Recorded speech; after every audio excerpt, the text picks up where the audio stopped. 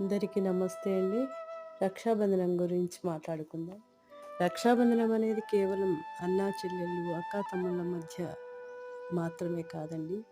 రక్షాబంధనం అనేది పవిత్రతకు గుర్తు. సర్వజగద్రక్షకుడైన సర్వేశ్వరునితో ఉంటేనే మనకు రక్ష అనేది కలుగుతుంది. మరి ఓన్లీ అక్కా చెల్లెళ్ళకు మాత్రమే రక్ష అవసరమా ప్రస్తుత సమాజంలో? మరి మిగతా వారికి ఎవరికి అవసరం లేదా? ప్రతి ఒక్కరికి అవసరమే. మీకు ఇంకో విషయం తెలుసో లేదో, చిన్నప్పుడు మనం స్కూలింగ్ టైంలో India is my country, all Indians are my brothers and sisters అన్నాం. ప్రతిజ్ఞ చేశాం కదా! ఈ ప్రతిజ్ఞను మనం నిలబెట్టుకోవాలి అంటే మన సంబంధం విశ్వంతో ఉన్నప్పుడే సాధ్యమవుతుంది.